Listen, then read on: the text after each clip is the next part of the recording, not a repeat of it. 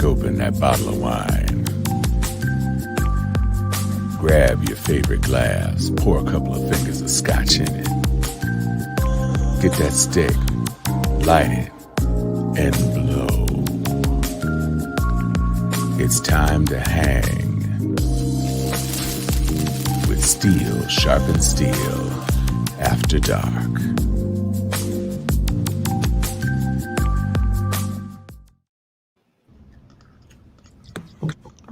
Hello, Sharpies. How you doing today?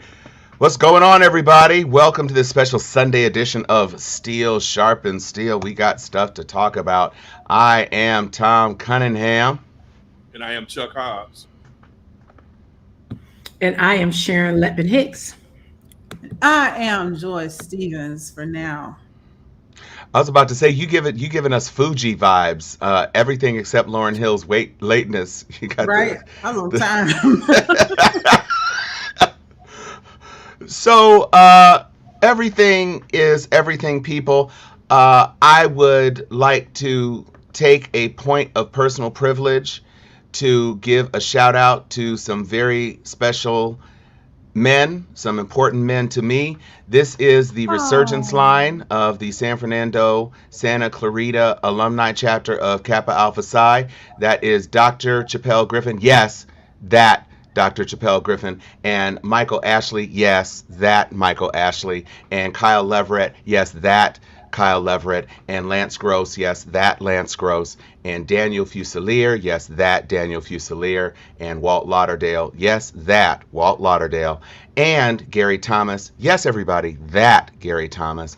As well as Brian Smith. Yes, that Brian Smith. And bringing up tail dog Marcus Smith. Yes, absolutely that Marcus Smith. And these 9 outstanding gentlemen have joined the bond of Kappa Alpha Psi, and they are outstanding brothers who are already doing things for the chapter because they have raised more than $3,000 for our Sunday of Hope initiative for St. Jude's, and they have already been working in our Guide Right program and also been working in other capacities with the chapter. So I am just very pleased to welcome these brothers into the bond. They are some outstanding dudes. All 9 of them, all 9 of the resurgence line. They just all that in a bag of wisps, which are cheese crisps for those of you who don't know. Welcome to the bond, young noobs. And, that's right. Congratulations, big brother Dean Keel. I know you made those boys right, so it's all good. You know, as an MTA coordinator, I will say I don't know these terms of which you speak.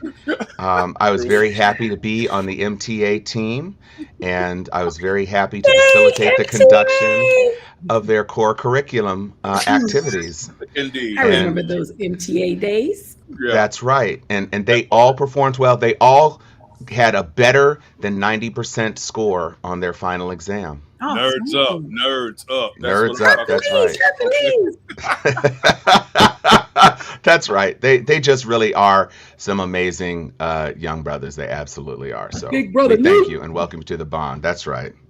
You know, while we are in the realm of D9, I want to say some things, but I don't know if I can. Yes, you can. Nah, man, you can get me in trouble with my grand chapter. Home. The Delta's in ATL. What you doing home? I know. She talking with us. What about that? They'll the street. They'll be coming for me. They'll be knocking on my door like, your letters, please. Like, nah, we ain't doing.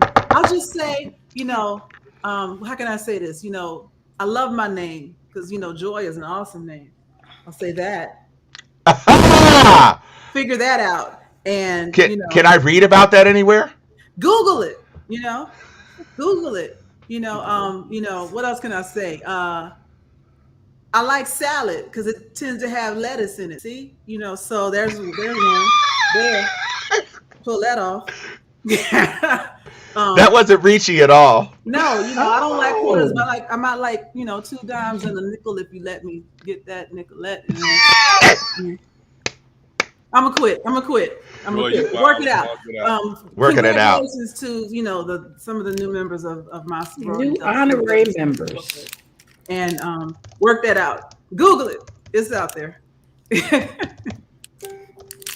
Oh, Jesus. Yeah, But anyway, I saw where Abby Phillip is a new Delta. yeah, She's one of she's my nice and favorite young. journalists. She could have been initiated. Yeah, something. I'm sorry. I love Abby. Yeah, me too. Love Abby. Mm-hmm. Anyway, Yes, y'all are Moving on. Let's kick it into high gear. Not on my so much TV. to say, right?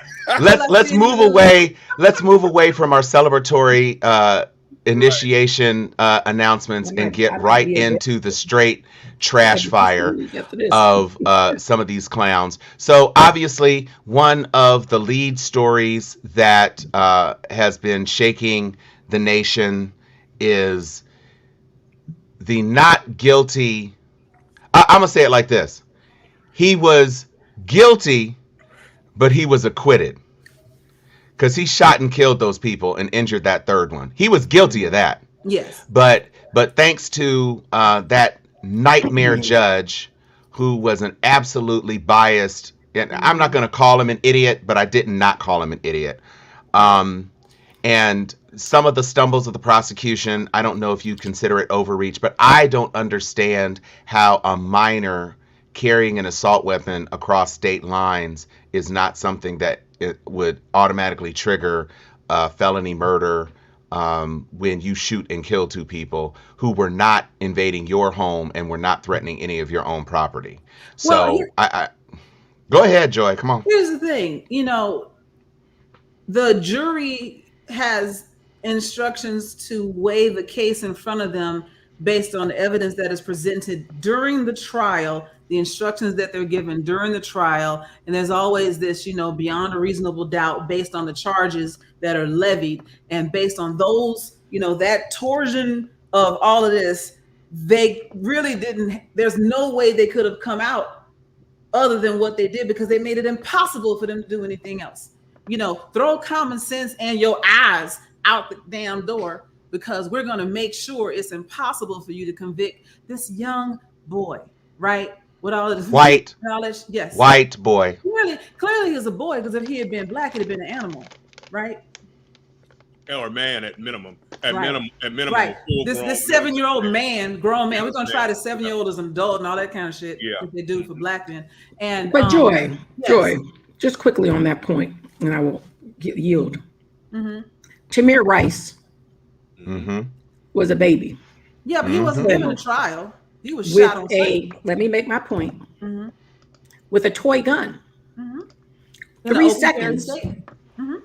3 seconds was murdered. In his home state. 3 seconds. Mm-hmm. Not, let's see if we can talk to this young man from across the pond. No. Not drop your weapon, drop your assumed weapon, right? 3 seconds, shot dead, nobody held accountable, as if he was a threat. This young man killed 2 people in the street. Yes. Shot a third person, walked up and down the street with his Smiling. weapon.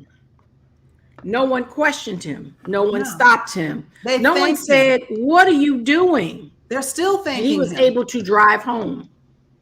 All that a year later to then be acquitted of all charges. All. The irony of just the stories, because to your point, there was no trial. There was no crime from Tamir Rice was standing in a park with a toy gun while black. Yeah. He couldn't even threaten anybody because it was a toy gun. Right. He couldn't self-defend against it. It was a toy gun.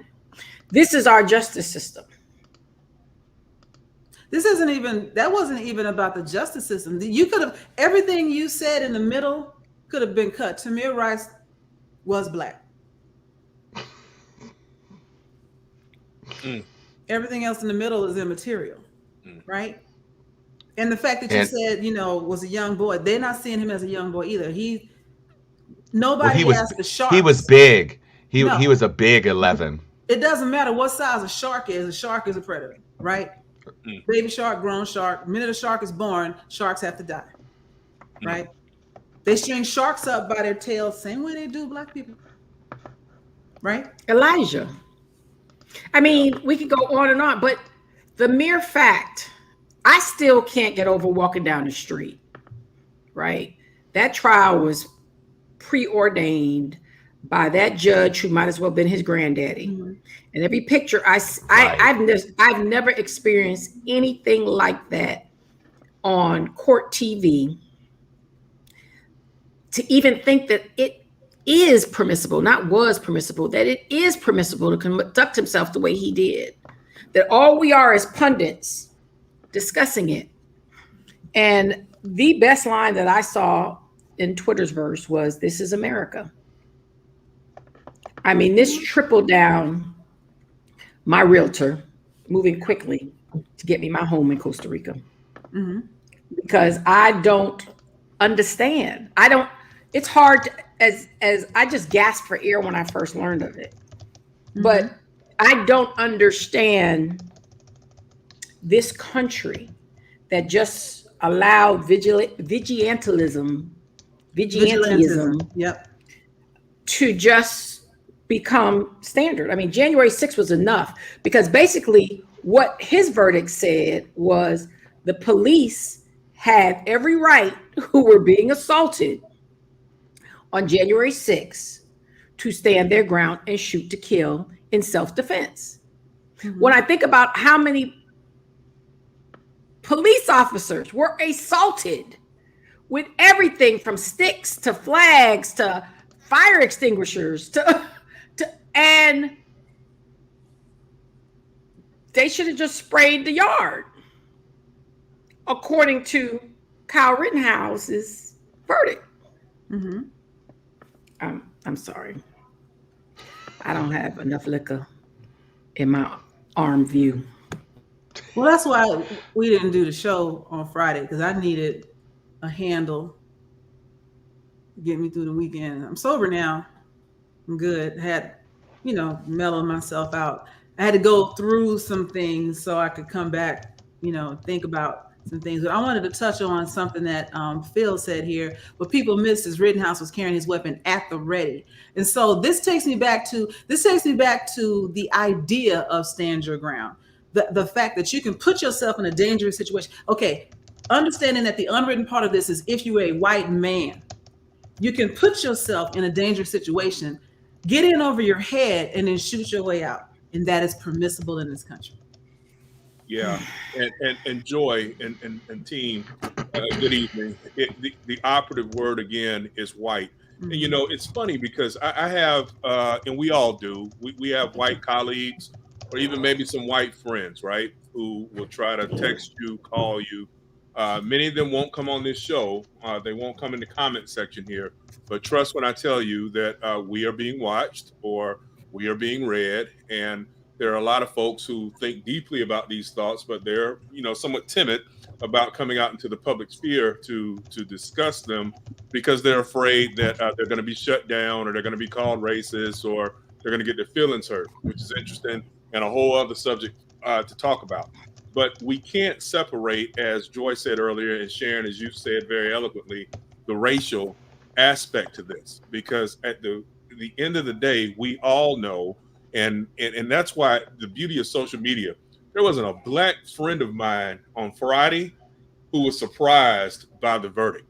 It was almost as if, hey, what y'all eating tonight? Where we drinking? Y'all watching King Richard? There was concern and frustration, but there was almost a numbness about it, because many of us had expected no less than what took place up in Kenosha, Wisconsin. Tom started off the evening discussing the judge and his particular issues. And I would just venture to say that, again, the problem runs far deeper than just the actors in this particular case. And what I just want to make sure it's clear, crystal clear, which is that, the whole adage that we keep seeing, from W.B. Du Bois and different memes that taken from his phrase about how the system is working precisely, how it's designed. That's the God honest truth, folks. I can tell y'all this. When I was coming out of law school at the University of Florida about 22 years ago, right? When I started off as a young prosecutor in Florida and in most of the states across the United States of America, there was no such thing as stand your ground, right? Nope. We all operated under different forms, for the most part, of what had come over from old England under what was called British common law or English common law, which is you had pretty much a duty to retreat, which, without getting into a whole lot of legalese, you had to absolutely do everything that you could do to avoid having to use deadly force. That's the easiest way for me to put that, right? But something happened in the 90s, and I'm not sure what was the civil issue. I can't remember right now what might have been going on in the 90s, but somewhere along the way, many of our Caucasian friends in the legislatures and in city halls across the United States of America, because most of these laws are local, started creating laws whereby, hey, we want open carry. We want to take it back to the wild, wild west days where a man could be a man and a woman can be a woman. And if I open carry, that's going to combat crime, right? But in reality, that's not really, the statistics don't bear out that there's been any precipitous drop in crime since these states across the union have drafted open carry laws. That's the first thing. Number two, and I know that Mr. Hicks, Sharon, you and I talked about this off record, on record before, and all of us on this show have either been around weapons or are weapons owners and or have used, right? The average American, I don't care how much you go to the range, I don't care how proficient you really think you are, most of us have never and will never be in a firefight. And what I mean by firefight is a situation where you actually have to pull your weapon and go for broke. So essentially, most of us are owning weapons that are just high-priced, appendages to our accoutrement, so to speak, to what it is we're wearing and trying to be stylish, because most of us are never going to have to pull that weapon and actually use it.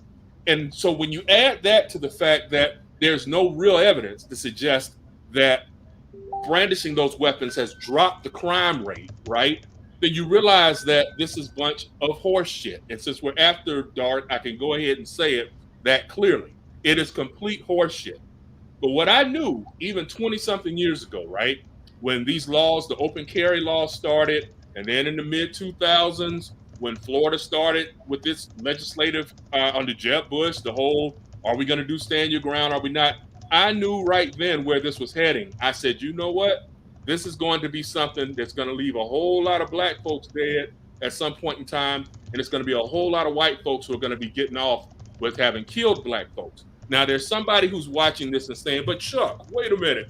The two guys that died up in Kenosha, they weren't black, white. Well, this is true. But like I wrote the other day, they are white adjacent, meaning they were Black Lives Matter protesting white guys. And let's just go ahead and say it. Way back to the civil rights movement on through to today.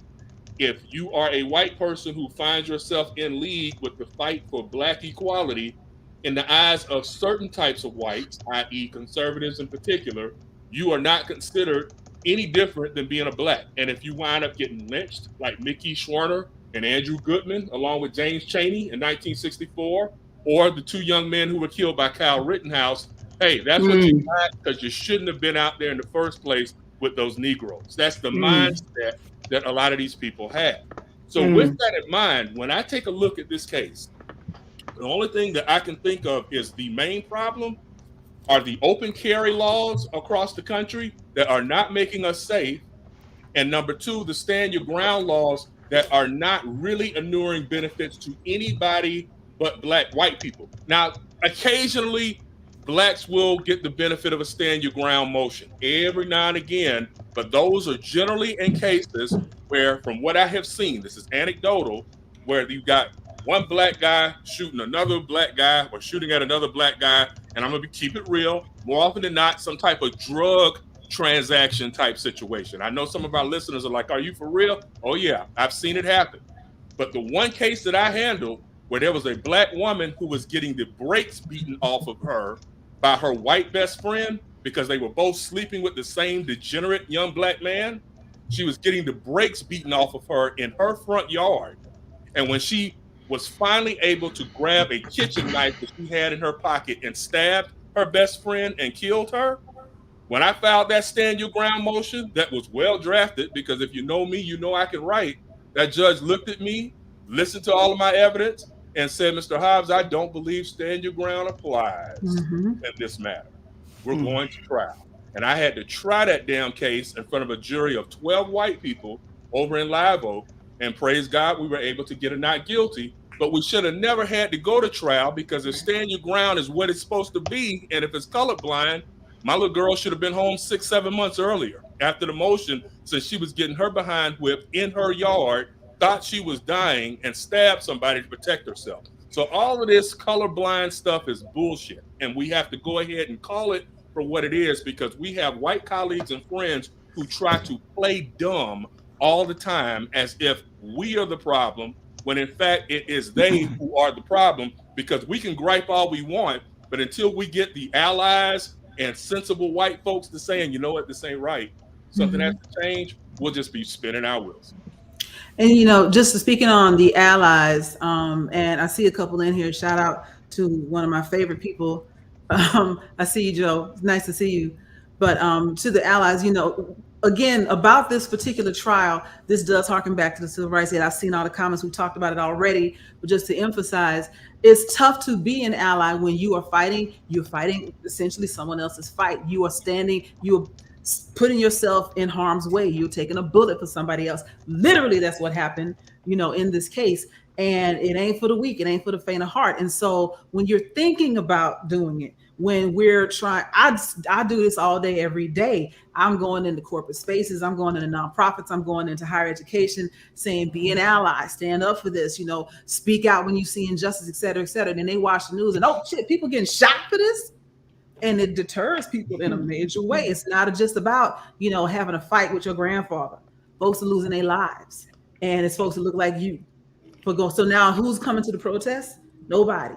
Who's voting differently than their grandfather? Nobody. And so it kills a movement before it can even start, because the repercussions are realer than they were before, because now it's not just, black people getting killed in the street. It's white people getting killed in the street, and people ain't going to jail for it, and it's harkening back to the same things that people mentioned were happening in the 60s, and it's happening all over again. This is how you kill a movement. This is how you kill progress, is by making it too dangerous to keep moving forward. And there are some that are going to have the courage, but is it going to be enough? And because it wasn't enough in the 60s. And so is it going to be enough now? Is there enough critical mass that is going to say, I'm not going to be deterred. We will not be moved. I'm going to keep pushing forward. Or they're going to be like, nah, this is dangerous, man. I'm stay home. Nothing is worth this, because we don't even have a draft anymore. People are not used to the idea of laying down your life for a cause. We don't do that. Even we don't do that. There's plenty of black people like, no, hell no, I ain't going out there. So how can we expect an ally when this is not technically their fight, to want to do that? This is a hell of a deterrent. When anybody can roll across state lines with an illegal gun and be like, I'm here to protect property, but you know what? Pop, pop. Oh God, I was scared. I feared for my life. I started some shit with you. You were stronger than me. I stood my ground. And I typically, because if you think about the Constitution, all men are created equal. That was only one type of man. And to this day, it still really only refers to one type of man, so it's always, the law is always for that type of man, it spreads here and there. There've been a few cases, a few isolated incidents where we accidentally got a win, but generally speaking, we struggle as a community, as a country, etc., to see anything else as a citizen. You even think about the way we define ourselves: African American, Asian American, Latin American, Native American, and then American. Everybody else is some sort of modified less than, right? I'm an American, you're whatever, they don't see us that way. And then the ones that do struggle to reconcile the fact that their cousins, brother, uncle, grandfather, whatever, don't, because they don't want to see their own family members as the villain in the story, So we gonna have a problem with this for a couple more generations, at least. Well, I want to give a little different perspective, slightly different from the ally space.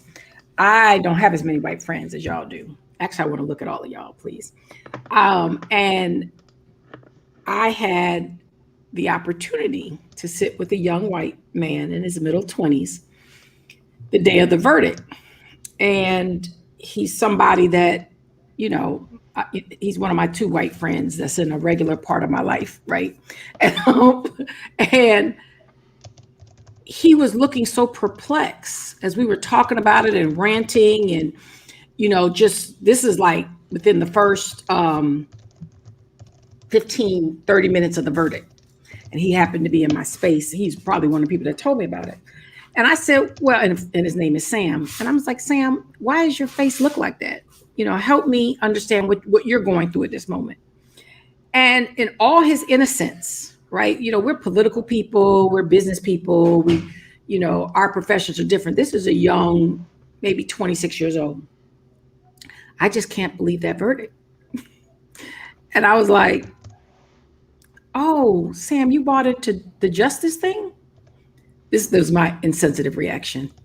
And he was like, yeah, I mean, the kid murdered 2 people and shot a third. And he literally talked about it from such an innocent, white, liberal, but not over political perspective. Like he's not, I doubt seriously he would ever go to a BLM rally, right? Yeah. He work around black people all the time, but he's gonna be in the background calling our Ubers and shit, right? He ain't that. He's a soccer player. He, you know, live in one of his family's rental homes, you know, privileged young man, but down for the local government cause. But he ain't, you know, he ain't no walking around with no fist. He not them white boys is gonna get shot. Not. But his whole disposition, which for me, it was a combination of looking through Babe's eyes. And he's a young white man that I could talk about white privilege, very, you know, it's power dynamics. I'm like, look, you white people, right? And I felt like I was back in middle school when I was around all white people, when he was like, what is going on in America? Like, what are our laws? Sure, stop it. I'm not even trying to be insensitive, but I just want us to know that there are white people who are not freedom fighters, right? But believe in America, the red, white, and blue, the justice system, government laws, all that. Mm-hmm. And that population is in total shock. Total shock. Yes. And it was all of that. Whoever just put that up. And it was all of that. And I sat there and some more black people walked in the room and they were just going off. I said, I need everybody to shh. And I need y'all to listen to Sam. I need you to hear that heart, right? Because that's, you know, I know he's a staunch liberal, but that's the independent viewpoint.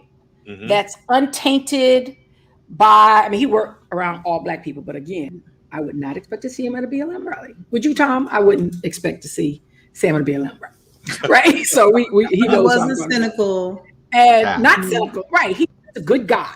Yeah. We're all doing good work. And he is cisgender, heteronormative, all-American soccer playing white boy of privilege. But he... Did you say blonde? Blonde. A handsome blonde, right? Like, you know, a sister looked twice, you know, if she was beauty, right? So it was one of those people are the forgotten people, right? We become so polarized. You know, we have our good white people that y'all always talk about, and I guess he's my good white people, but he, you know, we have the 6Fers, we have the Karens, we got the Beckys. And, you know, because all of their family that was surrounded by black men, I was like, oh, well, you know, when they did their press conferences, it was brothers wrapped around the mamas and the relatives. I know some of y'all noticed that, right? Mm-hmm. This young man was truly, I believe he would do something now to say, what's going on? He'd probably run for office, right? He would probably run for office. I have some people like that. Yeah, that is like, what? This is not what I learned in social studies. Yeah. You know, this is not. And I said to him, let me try you a little bit. You thought the system would have worked because everybody was white, huh? And he didn't give me no deer eyes. He didn't look like no owl. He just simply, because it's my mofo, he just simply looked at me and said, yeah. Yeah, it crossed my mind. Yes. And it was refreshing, Chuck. You know how we're like, we don't know what people think. No, sometimes you just really have to have that conversation. And out of all of you, I have the least white friends out of all of y'all. I know a lot of white people, but y'all around them regularly. I live in a black world, right? Well, now. And no, but I mean, the white people around me don't speak to me. I mean, my kid is in a very elite white school that I am not happy with, but them mamas don't talk to me. I look like his grandmama anyway, but that's a whole nother story. And COVID, you know, but every one of my neighbors, they just starting to talk to me. Maybe I'm getting soft, but the reality is there's a different conversation that we can hope, right? We can hope that there's a level of those people that may not necessarily continue to fight, or Joy saying that to retreat, but feel like they got to save their country. Yeah. It's that's kind of like the Liz Cheney crew. An evolution.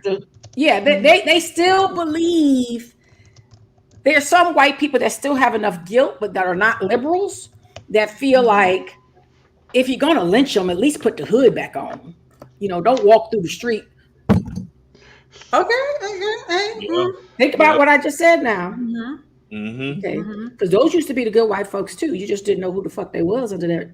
And there's certain people, they're liberals, who taught me, no, we like our money, we like our justice. We just believe in, what's the new word? With all these set asides that they're creating for us. It's not a new word. Opportunity zones? No. It's the social, what's all this money that they trying to give away to make everybody feel good in the build back better? In the social the nets, infrastructure what's the word? bill. God, we have become too beside ourselves. Y'all supposed to be saying this quick, because y'all know my mind bad. But my old school, my upbringing, my late 20s, early 30s, was white people explaining to me, Sharon, this is my comment about the hood, like, we ain't all good. We just know if we starve all of y'all while we going through our gated community, somebody gonna hit us on top of the head. Yeah, that. Right? We know we've got to maintain a certain level of y'all being okay, so you'll stay out of our neighborhood. And there's a word for that. I'm gonna remember in a minute. My little A. Oh, sorry, not social safety net. It's similar to that. It's not social justice. Y'all keep coming. It's a simple word. Everybody gonna be like, oh Welfare. Shit. But it's not, well, we don't use that word no more, Joy. What do welfare? But but it's in that family, it's in that zone. Yeah. It starts with an S. But it was one of those, it made me think back to that education, that liberal education, to say, you know, these are my do white boys that I used to roll. Yeah. Like, so it's kind of like, go ahead, baby. So it's kind of like, you know, right after Trump was elected, you had that whole like Lincoln Project group who were like, Vera, wait. Vera, the right calls it entitlements. We call it something else. It's the other thing. It's what our version. It's what socialism, that they mask it with socialism, but it's not social safety nets. We're gonna get it. Sorry, not social mobility either. Keep going. Sorry, Joy. It's not set aside, girl. Okay, we just gonna call it welfare and keep going. We can't come up with. We can move on. It's the middle class thing. It's the social securities of the world. And what is social security considered? Social. Well, usually I hear that called entitlement spending, but you're saying it's not entitlements. That's from the right. The right, entitlements is to make it sound bad. They always co-opt, just like woke is bad all of a sudden. That's all that bullshit. Entitlements is their word, and it's close to social safety net. It's gonna come. Everybody's racking their brains. I love y'all so much. Go ahead, Joy. I got to roll back now. We got all these success. It was something, I think, Phil Harrison, because I've said this before and I agree with this one, is that you got a large group of people that are willing to burn down the house so they don't have to share a common space. And I've heard this sentiment before, and this is around, the whole I'm gonna take my ball and go home, except my ball is country. And if I, the whole idea, if I can't have it, nobody will have it. I would rather see it burn than not be in charge of it. All of those sort of things is what I think a subset, even if they're not technically in charge, they want somebody that represents them to be in charge. And if they can't have that, then they'll storm the Capitol on January 6th. They'll do whatever they think is in the best interest of someone they want, even if that person that they want don't give a damn about them. They just want what they want. And like I had a conversation with someone this morning, and we were talking about Kanye for a really different reason. Is it social spending? Is that it? No. No. Okay. Anyway. We're not going to do these comments until she says that's it. So stop it. It's not. She can see them comments too. She gonna say it. Right. But we got to talking about Kanye and him going into the White House wearing that hat, and the idea that he was like, he didn't even know what Trump's policies were. He didn't even understand what manic issues aside, he didn't even understand what the politics behind it all was. He just said, I'm wearing this hat because you can't make me take it off. This is my freedom to wear this hat, and you can't make me take it off. It was very juvenile. It was very much, I'm gonna do what I want and you can't stop me. And there are roughly, let's call it 50 million people in the United States, maybe even 80 to 100 million at this moment, whose mindset is, you can't tell me what to do, like a 5-year-old. I'm doing what I want.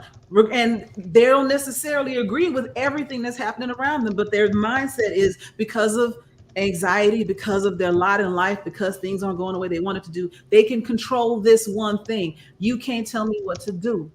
And that is manifesting in a lot of weird and fucked up ways right now. Part of which is, it doesn't matter. It doesn't matter what the politics is. It doesn't matter if it's all burning down around me. I chose this, and that they'll let us all die because they chose it, because they don't know how to save it and they can't see a way forward. So they would rather choose to burn it quicker because that was their choice. And they'll fuck it all up because at least that was a choice they could control. And that's really, really dangerous, because unfortunately the other group, who is like, let's at least not burn it down, don't have a plan. It's the hypocrisy of it all, to me, that continues to just burn my ass. There was a meme I posted this morning, and which shows SpongeBob with the book, where on one half of the book it said, mad because Ashley Bobbitt was shot while rioting, and then the other half of the book was, with the eyes going cross, other half of the book was, supports Kyle Rittenhouse for shooting people while rioting. Right?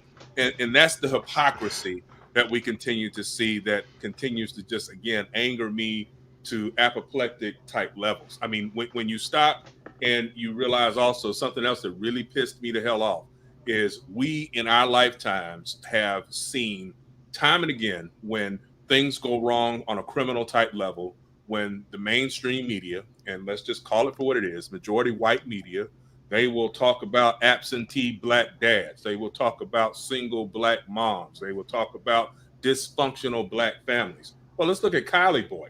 Kylie Boy's mammy didn't bit more know where he was than the man on the moon on the night that he went on his killing spree in August of 2020. My own mother commented to me last week, there's no way in hell, son, when you were 17, that I would not have known where you were and what you were doing. And pretty much she's right about that. Now, I'm not saying I was no angel. I did some dumb shit, but not dumb shit that would kill people at 17. I did typical mischievous 17-year-old type of shit and still had a curfew to adhere to. And like I told humorously last month, when I missed that curfew one time senior year, I was grounded for the rest of my senior year. I was a full beard having about to turn 18-year-old man child who was getting dropped off in the morning at 7:30 for school and picked up at 3:30 like I was 5 or 6 years old. Do you get I where I'm mean, coming from? I mean, Yeah, it was more of a let's goatee than a real full beard, yeah, but yeah, yeah. You let's be know, it was real. darker than it is now. darker than it is now. Yeah. Let's Go be ahead. real, Chuck. If at 17, the most dangerous things that you would have gotten into more likely would have created a life and took one. Right. That's pretty much all that was on my mind at 17, was trying to see my girl or girls up. See more of your girl. Girls, they love me. Right. Girls, they love me. And that's the thing that tripped me out was I was like, what kind of home is this boy being raised in, right? Where he's 17 and he's out running around, lying about being a medic, pretending to be a cop, I mean, pointing she drove weapons him at there. people, right? And then killing some people. I just can't imagine what kind of awful life he's having at 17 or 18 years old. And I read some more. Daddy was an alcoholic. Did y'all get to read that? Who was beating on the mama? That's why they are. You didn't hear that a lot in the. I had to go dig to find out that Kyle was in Kenosha because that's where his daddy lives. His mama lives over in Illinois. His daddy was a deadbeat alcoholic who was arrested for beating on his mama. And if that had been black people, you would have heard that that would have been the lead in on every show about When the they trial. shot that damn 8 Harambe because that baby fell in, and we heard all the bad history of the parents, didn't we? Mm-hmm. Oh yeah. Why'd she have that baby so Rob, close you to the stop yelling. enclosure? Tom, Mhm. stop yelling because it's reverberating, man. Why'd she have that baby so close to the enclosure? Is that better? That's much better. Thank you, sweetie. Much better. Okay. I would like to talk a little bit, if we could, at minute 42 in what was supposed to be a short show, about the You're on a wink roll and now, blink, dude. winking, blinking, and nod in this Ahmaud Arbery trial. One of my chapter brothers actually went out to Georgia. He's a pastor. When that clown Goff said, "We don't want no more black pastors," yeah, he Wait, jumped right Baby, on the that's plane. Larry, Curly, and Mo. Wait, hang on. That's Before you do Larry, that- Curly, and Mo. Before you do that, Marilyn's like, don't worry, he's gonna end up like George Zimmerman. I don't know, yo, because Gates out here talking about he might offer this little motherfucker internship. No, they plan. They're smart. People are smart enough that they're gonna sue him till he can't be sued no more. Mm-hmm. I hope so. That's the good part. And they're gonna all them crazy people gonna finance him getting sued, and most sued. But go ahead, Tom. I just have to say that I was very pleased to see their judge in the Arbery case is the anti-Rittenhouse judge. The judge in the Arbery case is like, yeah, I hear what you're saying, but no, defense. Mm-hmm. Prosecution, that's a tough call, but I'm gonna lean to your side on that one. Oh, yeah, defense. Yeah, I got it. Yeah, you thought they were chanting and they heard that. But no, the jurors said they good. So we're good. Mistrial motion denied. And he's just like, just doing it. Just every day, just doing it. And can I ask you, Chuck, you tell me, Talk to me. when was the last time you saw a defendant in a murder case where the circumstances were uncontested, where he shot a man 3 times, insist that he get on the stand to present his side of the story? How often does that happen exactly? Because the caucasity of that, like, if I just get up in my whiteness and can look at these mostly white people, my whiteness will white them, and then it will wipe me clean. All right, But Kyle's situation is different because they was all on the same team. He was really thinking that because I shot a black guy and it's 11 white people, I'm gonna be able to wipe myself into the situation. And I'm just wondering what you think about, because the white prosecutor dismantled him from the first syllable of her first question. And so that's what I'm trying to figure out. Like, what was you thinking? man. Tom, I'm not gonna front. Tom, Joy, Sharon, I'll tell y'all this much. Tom, you're 100% right. Prosecutor destroyed him on cross-examination. But I am willing to bet the next time I see you in LA, Tom, or here in Tallahassee, a bottle of Uncle Nearest, I am willing to bet you that once this trial is over, depending on how things go, we are going Mm-hmm. to learn that the defense counsel did not want Travis McMichael to speak and that he Right. opted to speak anyway. For those who don't know, the only thing that a defendant on trial can control, there are two things that all defendants in all cases can control. They can control whether or not, no, three things. I'm sorry, been a minute. They can control whether to take a plea or not. They can control whether or not to speak on the witness stand. So it actually is two, right? And so there have been times, Tom, where the defense, not in this particular case, but there have been, matter of fact, give you a classic example. I had a sexual battery case about 16 years ago, right? You old. Where yeah, it's been a minute. I had a sexual battery case where a young black man was charged with sexually battering three runaway white girls who were all underage, right?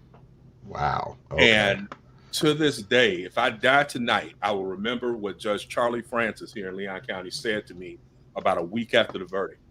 We were winning the trial, right? Because these young girls, God bless them, they were methed out. They didn't know up from left, and I was wearing them out on cross examination because it just wasn't adding up, right? In other words, my client did not need to testify; he was winning. And sure enough, the last girl, who was 14, got on the stand, and when she was discussing the actual sexual act during direct examination with the prosecutor, the last white girl, who was 14, made a comment that basically said that it didn't really hurt because the defendant was small in size, right? Brother, oh man, that's some bullshit. Judge had to send the jury out to admonish my client, sir, no more outbursts in the middle of court, right? So his sensibility as a man was hurt, all right? An hour or two later, after the prosecution is closed, I'm like, dude, we got this. They were all over the place. Just let me go to closing arguments. You will win. You'll go home. No, man. I mean, I need to tell my side of the story, bro. No, man, that was some bullshit what that girl said, man. No, I had no control over the matter because outside of the presence of the jury and the cameras, Tom, the judge will Mm-hmm. ask the defendant, Mr. McMichaels, and that's in last week in the Aubrey trial, do you wish to take the witness stand? And there's not a damn thing defense counsel can do about it if Is they he still say in yes. jail? Yeah, my guy got 30 years on that. And so if that was 2003, 2004, he's got some time. He's still got about another decade or so to go. But when I saw Judge Francis that following week, I'll never forget, in the hallway, he had this chuckle on his face. Older white judge, good guy. Judge Francis was like, Charlie Hobbs, you had reasonable doubt in that case until your client took the stand and removed all doubt that he was guilty. And there was nothing I could do. I mean, he was horrible on cross-examination. Prosecutor ate him alive. And so, Tom, I said all that to say, I don't think the defense intended for Travis McMichael to take the stand. And I'm willing to bet when it's all over, that's going to come out that he insisted to take the stand and made a complete fool of himself in front of the whole world. Now, whether he'll be convicted or not, I don't know. We'll see. I will tell you this. Were I ever to find myself in a situation where I required cancel and engage your services, you can best believe it's going to be me. Right. Right. You know, that brings to mind the phrase that I remember hearing a long time ago. Don't let dick run your life. Mm-hmm. That's what happens when your ego is just way out of whack. Like you can't take one jibe, hey bro, your life is on the line here. Shut the hell up. Just hush. Just hush. Just hush, man. You're Just winning. hush. You're That's winning. it, hey, but let me ask y'all, do y'all think though that this jury in Brunswick is going to get it right? I actually still, I know last time we met, I said, I actually think this jury is still, I'm hopeful that they'll get it right. That this one is just so damn bad. Not that Kyle Rittenhouse's wasn't bad either, but this one was awful. There's no justification for what this they did. This is straight lynching. Unarmed, minding his damn business, just jogging down the street, and y'all chased him and shot him. I mean, this is really. I think the biggest advantage that has now come about is because of McMichael's willingness to testify, because the defense attorneys Yep. were painting this picture of, but he was just concerned about his community. The crime had been rising and people thought that this, and they knew it was the guy. And she said, so you were really talking on the Facebook page about another guy you thought had stole your gun, right? So when your defense attorney was saying you thought this was the guy, you didn't really think that was the guy, right? Well, no. And you didn't actually see him take anything, right? Well, no. And so that means at most it could have been trespassing, which is not a felony, right? Well, no. So you didn't have reasonable cause. You didn't have the felony to enact the statute. You ran him down under no authority, and you shot him. And your claim is that you shot him in self-defense after you ran him, hit him, and your other little chasee hit him with a car, and you were chasing him down the street in 2 vehicles, which are weapons. Yeah. So you had 2 big-ass weapons and guns, and you shot him. And that lady, she sat there in Salt Bay hid ass. Just every little crinkle of salt was just, she murdered him. And now I know he went back. Right after that, you saw the little report that Roddy had actually sought a plea deal. Yeah. The prosecution said no. It's like his whole thing. He was like, I need Thanos to use the time stone and snap me back to before I put my dumb ass on that thing. Because now all of them are shook. And you can best believe closing argument is, y'all, he said this, but then he said this. He said this, and then he said this. Every single thing he thought he had as a rationale to do what he do, he just told you on the stand under oath was a lie. You have no choice but to convict him. And I'm done. Don't take an hour and 30 minutes. You break down every piece of every lie he told and use his own words on the stand against him. And it's a wrap. Those people, when they thought it was just the lawyers talking, they thought they were going to be able to weave a web. Mm-hmm. Ain't no wove. No. Ain't no wove, ain't no weave, ain't no web. It's stupid does. No. No. Life is like a box of chocolates. I mean, Forrest Gump followed directions. Yeah. When they said run, he ran. When they said be quiet, he was quiet. Y'all, let me ask y'all something, because I haven't been able to watch the day-to-day on the Arbery matter. Not at the same clip I was able to watch some of Rittenhouse. Let me ask y'all this. On that guy that is seeking the plea deal now, the camera guy, Roddy. Yeah, do y'all think he has a chance of maybe walking in that, you got to remember, before they got arrested, he turned over the camera. I'm not sure he even really knew that he was making himself an accomplice in this shit, right? Like, what are your thoughts on that? Y'all think it's going to be all for one for all, everybody's going down? I'm trying to gauge what you all and our viewers feel about his level of guilt. We know that the Michaels are toast. They ain't about shit. But no. Yeah. I think if the jury believes his lawyer, mm-hmm. he could get off.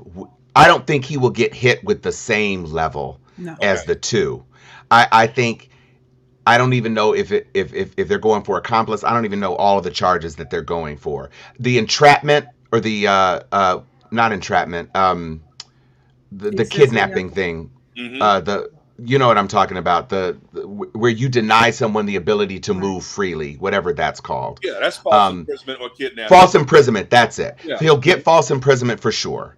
Okay. But he never drew his weapon. And he was filming. And I think if you're a juror and you recognize the importance of that video and you recognize that he never drew his gun, and I think it's reasonable to say when he saw the McMichaels chasing, he thought he was supporting a legitimate enterprise just without knowing what he was doing. Gotcha. So if he thought they were doing a citizen's arrest and he joined in to help and he didn't realize until after it was done that it was bad, I think that's the case if I were his lawyer, that's what I would try to close. Yeah. We understand that my client was a part of a horrible situation, but he was neither an instigator nor was he a person who in any way impacted Mr. Arbery, except by facilitating what ultimately became the end of his fate. Now, if they were alleging that his vehicle struck Arbery as well, then I would say, He's toast. what did you say? Then he Yeah, would be toast, felony assault or whatever. Then it's clearly a thing. So where's the justice system, Chuck, on that analogy that Tom said? I thought when you're an accessory to a crime, you get the same level, even if you don't shoot the gun. Well, but you're you know there. That's a good comment. Two subtly different issues, Sharon. One is when you're charged as a principal in the crime, right? And one is as an accessory before or after the fact. So if you're a principal will be this: the four of us, we leave still sharp and still, right? Tom's the driver. Joy is going to be the person who's going to the distraction committee. Sharon, you're going to count the money later when we get to the house and help get rid of my gun. But I'm the gunman. I'm the shooter. Well, guess what? All four of you all can be charged with first-degree murder as principals if I shoot and kill somebody. But on the accessory issue, that's a little different, which is, what Tom was outlining. I had no idea that Chuck was about to shoot in the damn body. He told me to come along, and I'm videotaping because I'm thinking he's doing something legit. Thought it was a TikTok. And then it's like, oh shit, I'm doing blah blah blah blah blah. It's a little bit different. He's still gonna get some time. Yeah, and it is. Robbed banks, shot one person, shot somebody, and all of them was in jail for decades. Yeah, exactly. But the accessory, at least in Florida, accessory is a step below the higher crime. So if Tom and I are charged, I'm the murderer. Tom's the accessory after the fact. I'm looking at life. Tom's looking at up to 30 years because it's one step below. You get where I'm coming from? Mm-hmm. Yeah. It's just when you're 55, 30 years is life. Oh yeah. It's like, you might as well just, say whatever. So is it one trial or they're all being charged as a package? Yeah, it's one trial. Mm-hmm. Okay. Well, they're sharing the same jury, but they're not a package deal. Each of them has independent counsel. Yeah. So, but they're all being tried at the time. Well, all the charges are not the same across all three, right? No, they're not. Right. So one jury is hearing all three because it's too difficult to separate the circumstances. You can't have three independent trials. They want one trial and get it done. And what Tom said earlier is also very important because there might be some people who are watching and thinking, well, why wouldn't Roddy Bryan's lawyer, try to separate or sever his from the others? You want to go with the two guilty cats just for the reason, right? Because it makes it easier for you. You look a lot less dirty. Yeah, those go back and convict them, but you can't say it like that. But my guy ain't these two, right? So right. That's what you want. Exactly. Get them, don't get us. And Phil, this wouldn't even be going to trial if that video didn't come out because we would have never. Hello. Amen. Never been charged. Because remember that DA chick or whatever was totally burying this shit. He was. It would have been some miscreant lost his life for trying to rob somebody. Absolutely. Whatever bullshit story they had come up with was going to stick until they put that video out. This is true. And I would just like to say, if that former attorney were sitting in a glass of milk, you would not be able to see her. She is utterly bereft of melanin. I haven't seen a picture of her. She is. I just got the visual, man. Casper, the friendly ghost, is darker than her ass. I'm sorry for laughing, bro, but but I just got an amazing visual. Yeah. Thank you, Anthony Turner. Thank you. You know what I see in my mind? Remember that old, the old videos, like when Dove's car at the end with Prince, and it was just like the white screen with just the eyes. Yeah. With the purple tear, the one tear that came down the eye. Right. One purple tear. Just a white screen. Don't. Oh man, not that white, right? Oh, dude. Hold up. Now see, you gonna make me fight it. What's it, Jackie Lacey? Wait, what do you mean? What do you mean, Vera? What What do you Oh. mean? I think what she's saying is she used to date Used to hit that? Daddy McMichael, Oh, wow. side dick. Mm-hmm. Jackie Lacey, is that her name? I'm looking now. Jackie former. Oh no, Jackie Lacey is my Baby. former. Jackie Brunswick County. Let's see. Ew, Vera, I did not need to know this. Jackie Johnson. We found it at the same time. Jackie Johnson. I did not need to know this in my mind. Here, look, hold up. I'm a put her ass Throw it up. right. I'm gonna put it right in here. Now it looks That's like what he maybe said. this. Jackie, hold on. We gonna do this. Okay. Sorry, Sharpies, but when the visual came in and I felt compelled. So hold on. We gonna do it like this. Like this. And share. Vera said, well, tell it all. Tell it all, right? Here, add video, add background, add overlay. Here we go. Shame the devil. Mm-hmm. Come on, Jackie, where you at? So she was hunching the daddy and the son?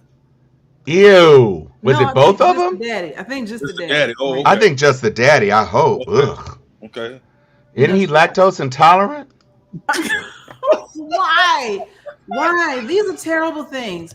I want to go on record as saying these are terrible things to say. These are terrible things to say. Oh, Tell me I'm a lie. Tell me I'm a lie. Wow. She looks like an extra from Interview with the Vampire. She does. I was just thinking that. She pale as hell. Or Y'all True remember Blood. that movie? Yeah. Y'all remember that movie Powder?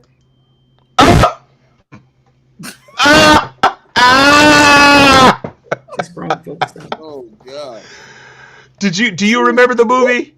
He was basically living electricity, and his all his eyebrows fell out. He didn't have any hair on his body. He was chalk white, and he had all these magical electricity powers. And at the end, he basically turned into a lightning bolt, but his skin was chalk white. So she's talcum powder. And who is she? That's the attorney, the former DA who lost her office because she delayed the Ahmaud Arbery thing. Right. Got it. And who is she sleeping with? We think it's Killer's daddy? Daddy McMichael. Yeah. Daddy Michael. Yeah. It's a small town. She must be desperate. Must A be. light bulb might give her. You know what? Stop. Howard, I would say that's wrong, but there ain't no remorse. We okay. We are way off topic here. They gonna lose. Mama Arbery's happy. The judge is a good judge. Common sense. I think McMichael screwed himself. Yeah. I predict guilty on the daddy.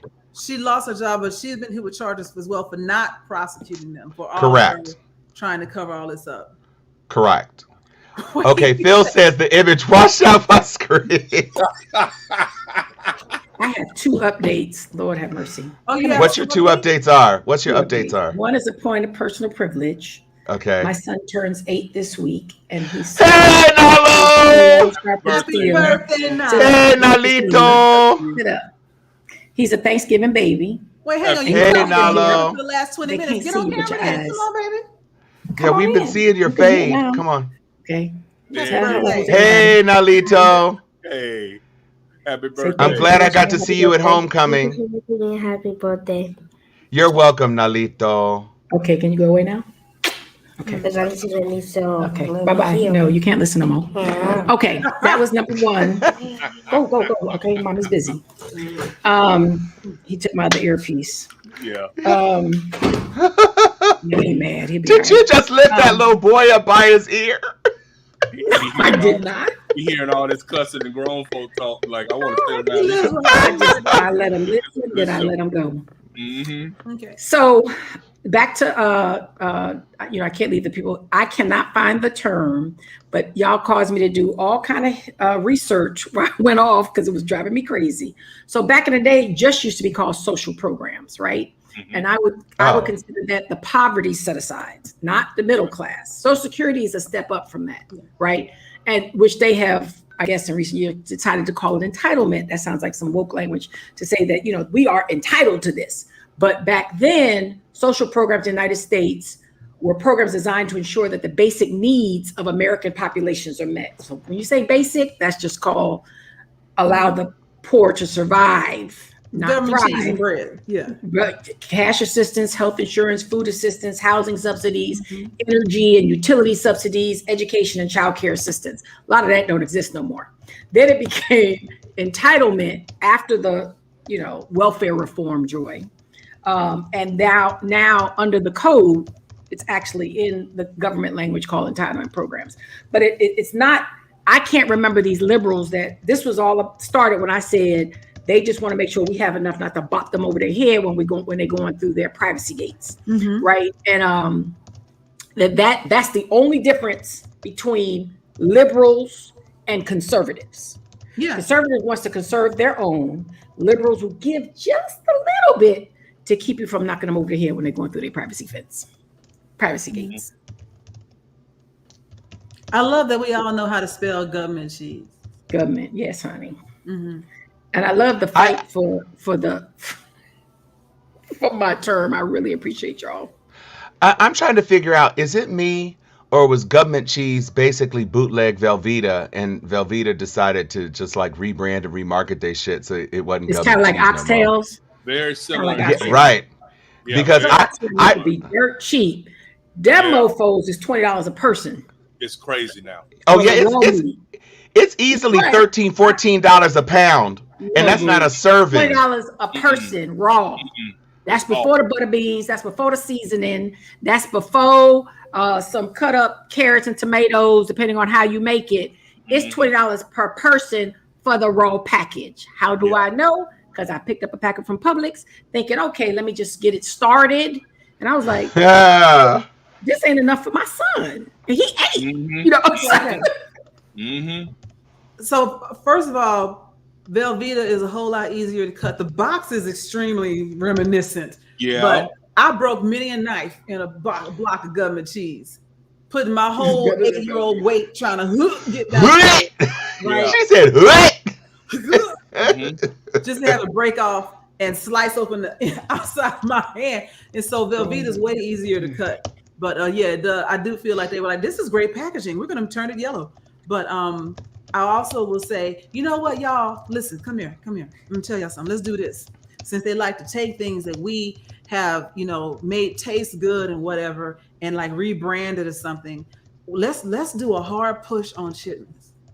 All right? Because we know that we shouldn't eat that shit no more. But I want y'all to all don't eat it.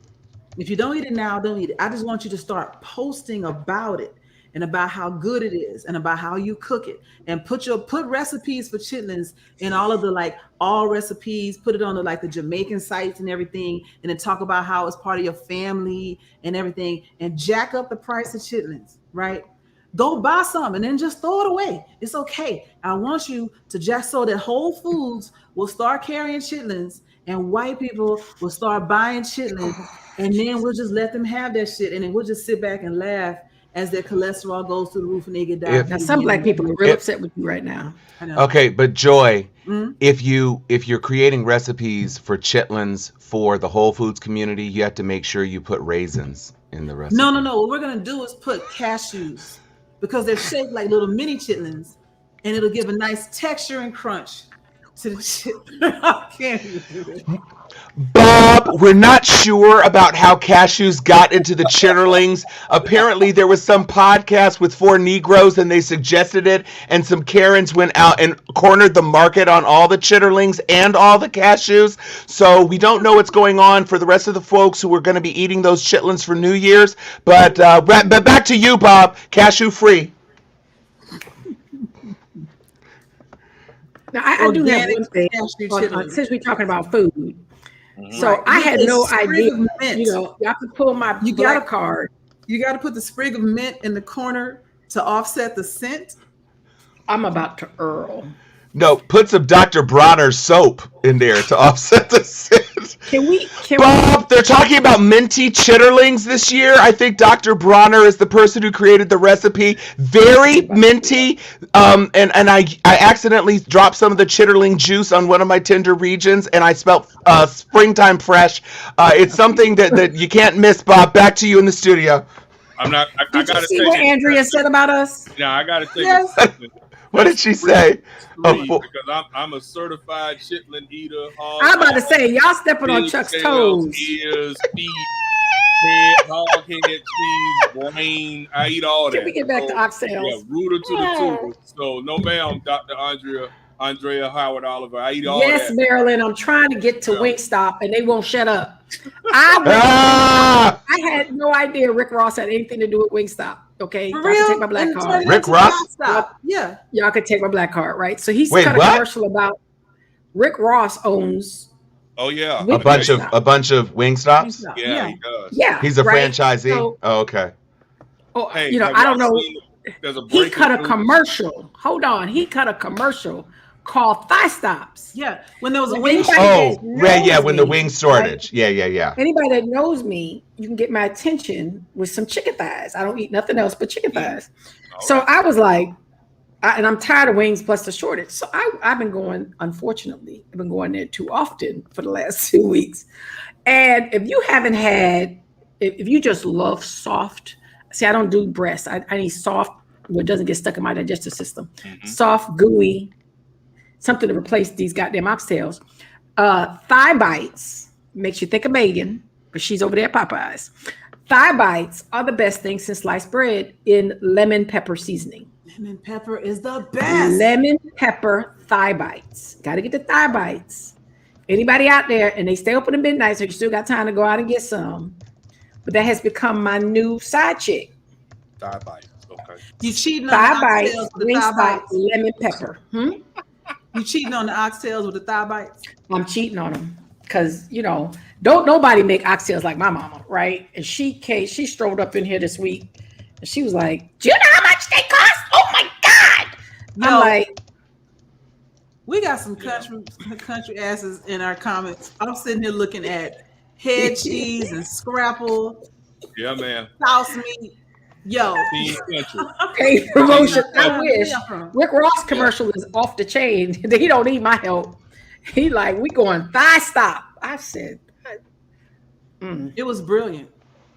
Mm-hmm.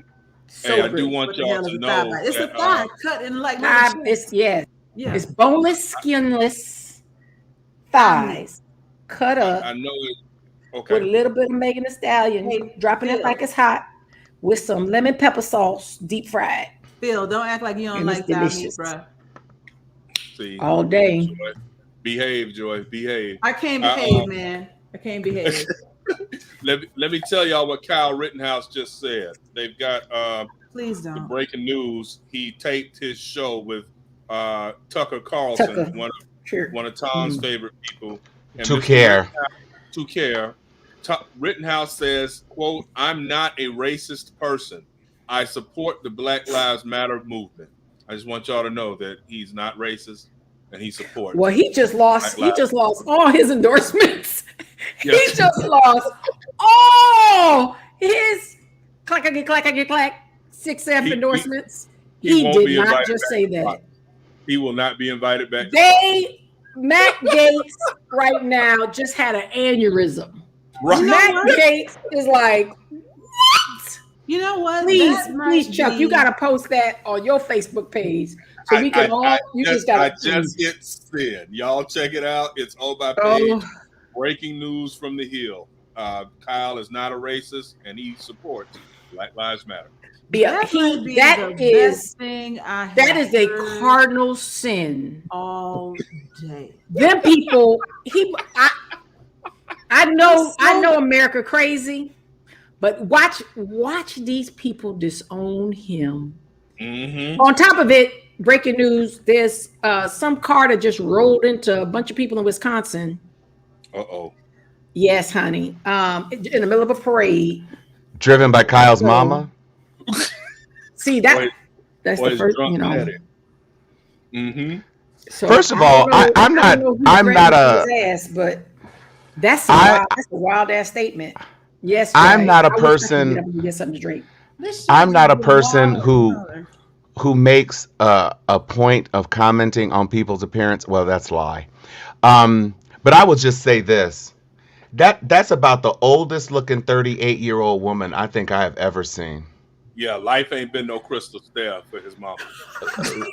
Life, He's got her life, whole face. He got her whole not face. not crystal, not meth stare, not crack stare. But he Life, just lost millions and millions. He and did. you're millions fired. of dollars. He did. He could You're have got fired. paid in full. He could have got paid. Kyle. And that mama was standing there. Bruh. Come to the light. Come to the right. All are welcome. All are welcome. And then he went around. He went around and said, Bobby, I support Black Lives Matter. And they were like, it sure is.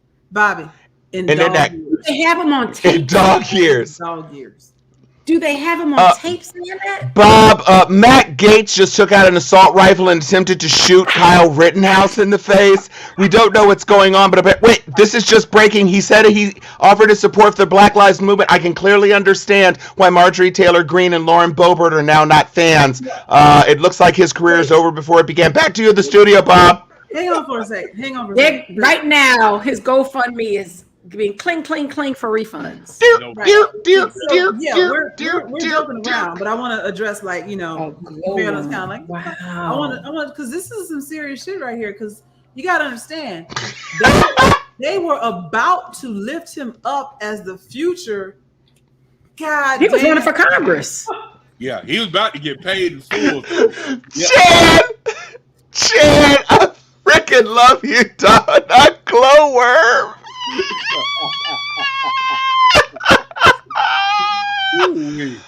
Jesus. I was trying to be a minute. Okay, hang on. They were about to lift him up as the next generation of, Proud Boy hopeful. Let's put him in the Senate because he's going to continue our Tea Party-esque, Trump-esque, fuck everybody who ain't me-esque type of thing. And for him to have done something that they were like, yes, like I just finished saying like 45 minutes ago about this being where they can start to say, we're going to go after people who sympathize with Black ideas. And he's like, oh no, I support Black Lives Matter. Fuck, like they are hat off. Like, God damn it. Like, this is a problem. This is a real problem for them that he is. You were the future, young man. That's exactly how they felt it. And now he's gone. Yeah. Gone. This is gone. This is gone. Like, You're gone. Monkey wrench and all this shit. And even if he didn't mean it, he said it. Mm-hmm. And that's all it takes. That's all it takes. Mm-hmm. Wait, so he didn't say that on Tucker's show?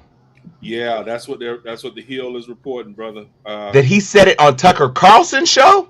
Yeah. In front of Tucker Carlson's viewers? Yeah, man. I'm gonna drop it in the group. Yeah, man. Thank you, Harry Tamar Brown III. True that, dude. Yeah. When your son is strange and he ain't no good, who you gonna call? His mama. Oh man, I'm dropping it in the link now, y'all. My God. Rolling Stone just reported it. Wow. Yeah, there it is. And Tucker didn't stroke out. That's the question. Hit. Yeah. I'm surprised Tucker didn't say like, "Hey, cut, rewind. Like let's start this thing over." Because how they gonna spin this? It's I'm surprised. Definitely been out for 4 days. I just did a scan. Mm-hmm. But the way the liberals just got their hands on it. Like that just cheered me up. Honestly, listen. I cannot wait. I cannot wait for Laura Ingraham and Sean Hannity and them to try to backtrack, retread, whatever, because That, mm, mm, my heart Child, is warm. all that's gonna change overnight. My heart is They gonna warm. act You like were he the never said it. chosen one. You were supposed Yeah, to be able to not divide us. yeah. You was. Especially when You Matt had Gates the high said, ground. now you need to try everybody from BLM. Be like, who? The people kind support? Okay, so remember, Flip it. he said Flip he it. went there. We had He lost did all say decorum. he went there to Tom protect Cunningham, get your show property. back in order.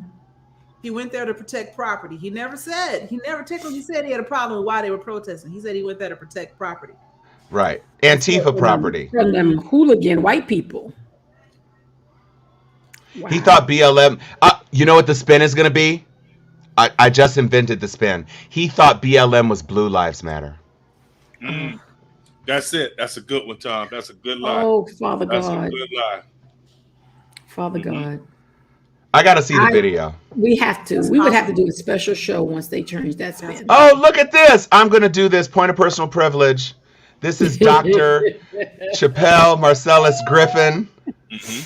My ace on our San Fernando, Santa Clarita alumni line. What's happening, little baby?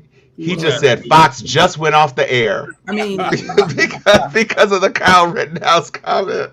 Lord. That's That is what Marilyn extreme. Barb Sturdivant said. Where is Andrea? What did Andrea call us? Paula said that too. I just had to technically say he wasn't the Where's first her one to say comment? that, but I know you love your news. Pumpkin spice. Wait, he chili. did. He wasn't the first one to say No, what? Paul said that. And I actually put it up. Paul said that, like, Oh, I see. So he was quoting Paul. yes. Oh, okay. Well, that's okay. Here it is again. Just to, Ace Club 1718. If you know, you know. Okay. 4 uppity Negroes. She called us 4 uppity Negroes. I mean, it's not like she's wrong. well, I wanted to just say, Uppity Negroes. you need to give Andrea Howard Oliver another shout out. I mean, She I'm wrote sitting in our here- chats 4 uppity Negroes. I mean, And I she don't know spelled if we're- Negro.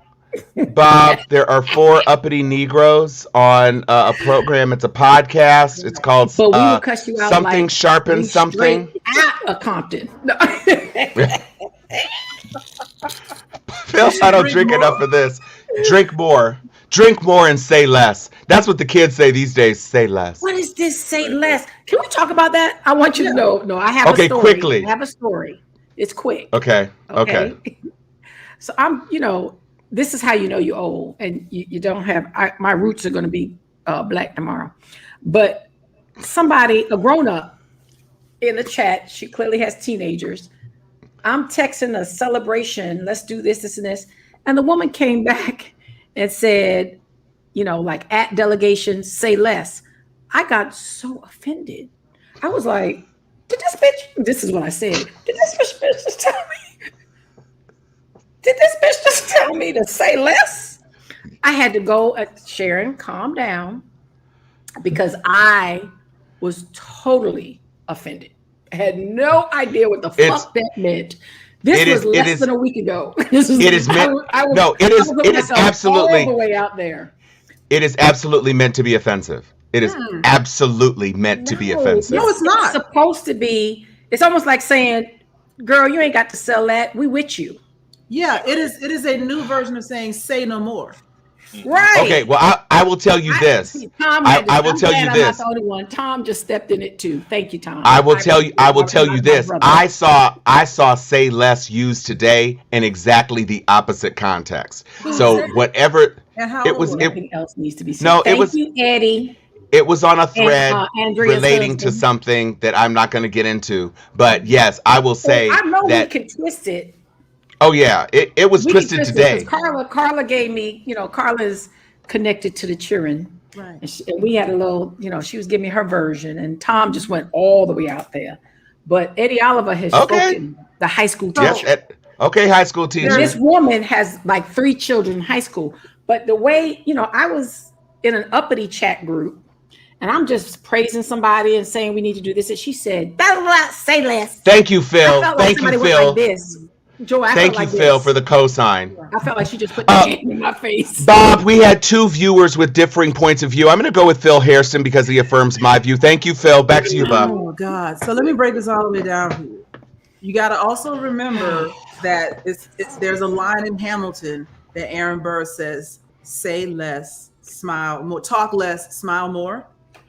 And so some Okay. people will co-opt that a little bit when they're trying to be a little Black. bit disrespectful. But the Good first is bad, bad is iteration good. of that phrase is, hey man, I'm trying to go get a burger. Let's get a pizza. Oh, bruh, say less.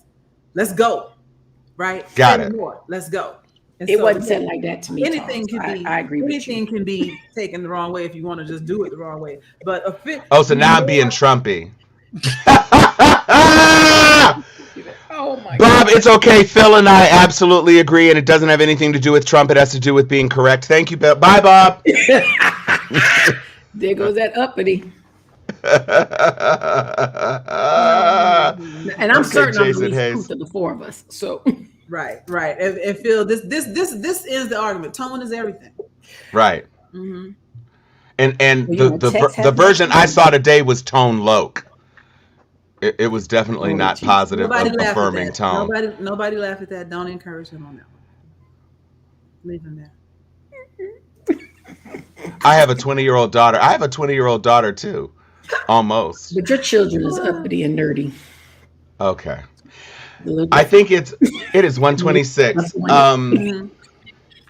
What is there? I will say this: is there a gangster of a week? We have not done gangster of a week in a while. I'm sorry, Carla. Mm-hmm. Is there anybody who is particularly? Oh, you know what? I'm going to say my gangster for the week is the prosecuting attorney in the Ahmaud Arbery trial because she did that.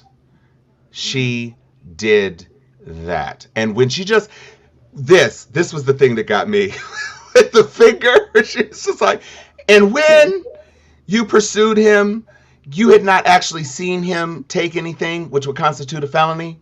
No, ma'am. So when you did that, I said, go on ahead. You better stick his ass with that index They finger. said your Go mic on is too ahead. loud. Yep. Yeah, that's why I'm backing up. It's time to go. No. Thank you, But I Phil have Hairston. no. My gangster of the week Oh, okay. is Will Smith and King Richard. Yeah. Ah, Go see okay. the film. Because if you all, we're not going to do spoiler, but if you all have not watched King Richard yet, once we sign off, you all need to turn it on. Oh, you are so right, Andrea. She just checked the fuck out of us. Fuck out of I'm about all of tired us. you. Look, Andrea, Howard, Oliver, I'm a little tired of you because you just checked the fuck out of us, and you are absolutely right. You are Shame so on us. right. Shame It- on us. She like, what's wrong with you uppity Negroes? Okay. So wait. Here we go. I'm gonna say right now. I'm gonna say right now to the camera, to everybody who is in SWAC Lower Reloaded, your and voice. every person. Mhm. I'm gonna do the ASMR version. Every person in SWAC Reloaded and every alumnus of the Bethune-Cookman, formerly college, now university, Mild Kittens, who were talking cash shit about FAMU and that brief interruption of victories that occurred over the last 9 years. You have nothing now. You have nothing. All you had was one afternoon of football a year in which you could reign supreme over the Florida Agricultural Mechanical University, and now you don't even have that. You don't even have that bus stop of a campus that you Clock call reloaded. home. You just need to, it's a reset. It has been 0 years since your last victory, and your record in the SWAC, fellow newbie, is trash. So I'm just gonna say, FAMU. I was not able to watch the game because I was in a remote location. But as soon as I Why are saw you that we talking were then? up in that first quarter, no, because I tracked it. I couldn't see it live. I was tracking the score, every single score change. And my God, when I saw that final score and I saw that the Wildcats had been beaten by more than 3 touchdowns, my heart smiled and angels dropped heavenly sparkles on my soul. And I went back to the SWAC Reloaded page and saw all those tweets and posts and memes that did not age well. And I cackled my rattler ass off. Cackled maniacally because FAMU did that. They are gangsterlicious. delicious.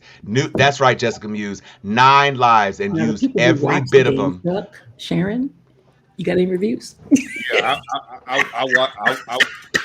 watched that MF and I enjoyed every minute of it. Every second. It was a good bloodletting, and congratulations to Coach Willie Simmons and the Rattlers on getting back into the playoffs too. Heading to the NCAA That's right. FCS playoffs, first round matchup next Saturday against Southeast Louisiana. One of my best friends, Cedric Jones, former star linebacker for FAMU, says that we've got a really good shot to beat Southeast Louisiana next Saturday and keep it moving. So we are praying and like we used to say in church, we shall all touch and agree that the Rattlers will strike again in Louisiana next Saturday night. So And the game was absolutely awesome. Yeah, this packed. is a person that does not watch football games. Yeah, and this I could not turn the television and to see us on ESPN3 and to see how we were playing. And I know 92. The best thing was 92. He was a lineman. Who ran for a touchdown, sat down, and I'm always looking at the big boys. Yeah. He was on the sideline trying to catch his breath. So while everybody was dapping him up, and he was like, just get off me. Get off me. So let me just catch my breath, and then we can celebrate in the end zone. Mm-hmm. So Chuck, can I ask a question? Yes, Is there any other school in the SWAC that made it to the FCS? That would be a negative, sir. So Jackson State didn't do that? That would be a negative, sir. Oh, Prairie View A&M didn't? That too would be a negative, sir. Oh, so the only school out of the SWAC that's actually going into the FCS is actually Florida Agricultural and Mechanical University, the Rattlers. Also known as FAM, goddamn you. Exactly. See, these headphones are actually red, but they kind of look orange, and this shirt is actually gray, but it kind of looks like olive green. So Rattlerishness. Yes, I don't have a dog in this fight because I went to Spelman, but I have to give a shout out to my girl Val, who put this on her page today. And I was like, you ain't had to be this dirty, but it is funny to me. What it? Oh, that's a good one. One time for Val. That's a good one. Oh, there's a whole bunch of those. Oh, honey, he had them all. That's the one. That's the one that had me choke on my breakfast. Like I had to actually get up and like go to the kitchen and get some water. And they are priceless. It was pettylicious. It was perfect. And them Cookman folks are in witness protection program now. I can't. Yeah, I heard none from them all day. The Wanted Milk Carton with Reverend Elwood was a good one too. right. Yeah, that's our boy. We have a AME pastor in Tallahassee who's a Bethune-Cookman, your frat brother at that, who's a Bethune-Cookman alum, and he got an AME church in the heart of Frenchtown. Mm-hmm. And he rags us like it's nobody's business. It's been a rough decade. They put out a milk carton on him today talking about this is an impossible question to answer. Just want you to know that. It depends on what you want, what you need, and why you want to go. So you gotta do your research on this one. Just want to let you know that. Or FAMU. No. Right. No. Yeah, that was blank man. There's a couple of things in here that I wanted to kind of roll back from all the fam love. Find it something about United the Right trial. Does anybody want to touch on that at all, or we want to wait until next week to talk about that? Well, you know what? We didn't get into QAnon Shaman getting 41 months, which delighted my soul too. Mm-hmm. Yeah, me too. And there was also, did y'all hear about the SUV running over everybody in Waukesha, Wisconsin? Yeah, I think either Sharon or Chuck mentioned. Sharon, somebody put the number of people. It was 25. Yeah. It's up to 25 so far. Mowed down. I'm not sure how many people actually died, but oh man, yeah, okay. It's insane. That happened today. That's awful. It's awful. And so, I mean, this country is. That's like that guy who ran over those people in Charlottesville. Right. Yeah. Right. That's exactly what that's like. Oh Lord. Let me tell you something. Andrea just recruited her husband Eddie to the Sharpies family, and them two are having, I can only imagine what's going on in their house right now. They are having a ball. Trying to out chat each other in the chat box. Mm-hmm. Crazy. Y'all are amazing. Congratulations on that. Thank you, Eddie Oliver. Yes, Bob, Eddie Oliver, our correspondent on the ground at Tallahassee, the highest of Seven Hills, Florida A&M University. He did say, in fact, that FAMU just came up in the SWAC in their first year, actually really only losing by 1 point. If not for that 1 point, we would actually be the #1 team in the SWAC East, which means we would be going to the Celebration Bowl. It is a nice consolation prize, however, to be headed to the FCS, which is like an actual thing. So back to you, Bob. Yeah. On that, the shaman who was going to jail for 3.5 years. Yeah. My mind has been in the gutter since the 90s. So why expect anything different from me? All I can wonder is if he's going to wear them horns in prison, because those are handles at that point.